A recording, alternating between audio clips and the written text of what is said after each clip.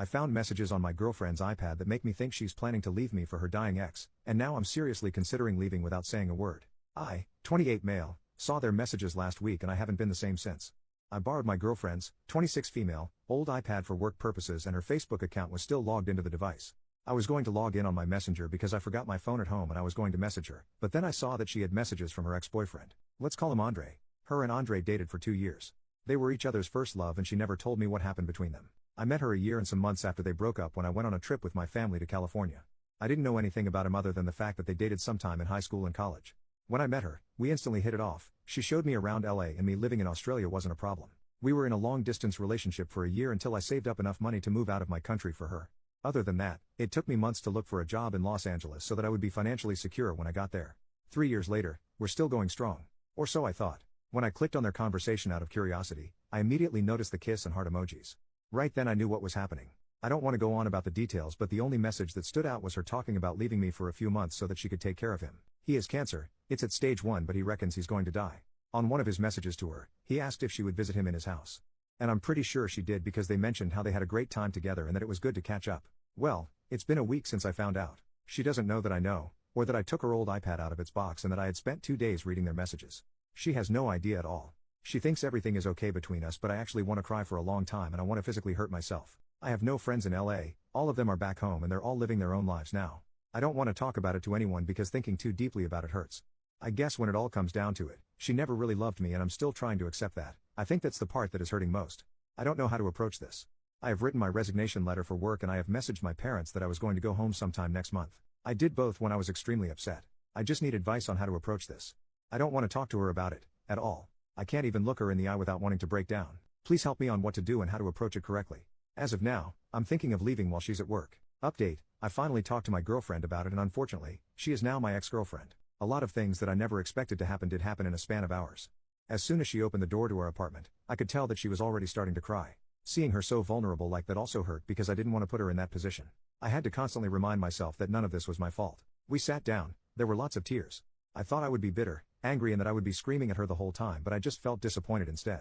I told her that I saw the messages and explained how I ended up scrolling through their whole conversation.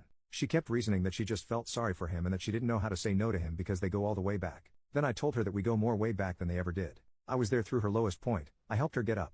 She admitted that they had made love more than 3 times. I saw it coming. I had a gut feeling, but hearing her confirm it hurt so much. At that point, I was full on crying. I can't remember some of the things that happened because my mind was all over the place. It still is now. I remember telling her that I was done, that whatever we had was over. She kneeled in front of me and asked me to forgive her. I don't think I ever will. I can't tolerate people who cheat. By that point, a third of my clothes were packed up. Obviously she feels happier with him if she can do this to me. When I posted my first post, a Redditor approached me and offered me a place to stay. His place was only around 15 minutes away from ours and he picked me up. He'll also help me sell a lot of my stuff that I can't bring back home and will help me gather all my things back in my apartment. We both agreed that I don't mention him in this post. I'm glad that I really opened up to this community instead of keeping it to myself. Thank you to everyone who also offered me a place. It's almost 3 a.m. I'm heartbroken as ever, but I'm trying my best. I'm sending my resignation letter to work this morning. Every person in my family now knows my situation here and have offered support. I'll be flying home as soon as possible. To all my Aussie mates, if you live near or around Chapel Hill, let me know. America, you were great, but now it's time to come home. Thanks for the help, everyone. Edit, I'm crying again, not because I got cheated on but because I realized that there is a whole world out there that cares a lot for my well-being. I almost can't believe I looked at hurting myself as an option to get away from the pain. I am really overwhelmed and also thankful for this community. Anthony and his wife, the Redditor who helped me, says this has been the most wholesome thing that ever happened to him. I may have lost a girlfriend and a future wife, but I gained heaps of friends. And even friends for a lifetime. Other than that, I am feeling better. It still feels surreal that she's gone, but what can a bloke do? She made her choice, so I made mine. I woke up to multiple messages from her family saying that I shouldn't rush things and that she's stupid and makes mistakes like everyone else.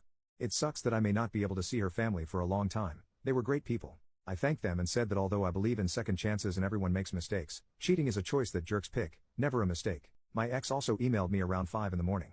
The email was too long, my eyes hurt from crying, so I junked it straight away. I miss her like crazy. I know it will take a lot of time to heal me, but I guess I can wait. Final update. Hi everyone, I know I promised an update as soon as I landed in Australia. A lot of things just happened after my last update and I genuinely haven't thought about letting everyone know that I am okay and safe. I didn't get to sell all of my stuff in the short amount of time, but I managed to give it out to people who really needed it. That alone made me feel a lot better about the whole situation. It was a lot of electronics that I can't afford to and possibly bring back home, like the TV I bought for my ex that she really loved, the microwave and my PS4.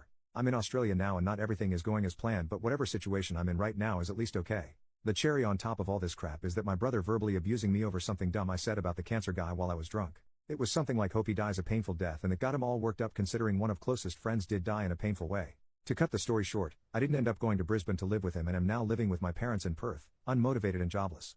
I feel so hopeless and completely miss my ex, but I can't do anything about it other than sook. Thanks to everyone for being a friend. I'm sorry to people I disappointed and promised to see in Brisbane. I really haven't been out partying like what I thought. Bye now. Post over a year later from the OP's younger brother, Alex. My brother posted here asking for advice regarding his girlfriend who was going to leave him for his ex.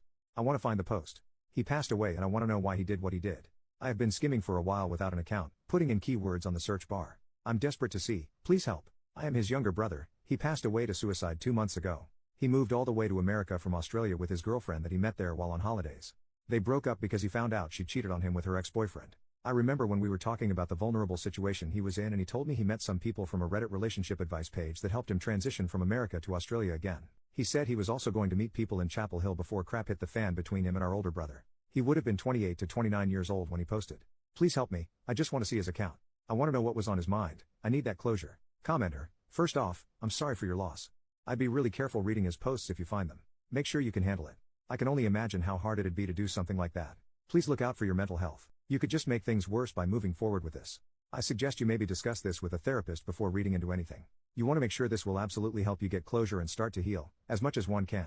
If you're absolutely sure you want to read his posts and that this will help you, not harm you, here is his posts.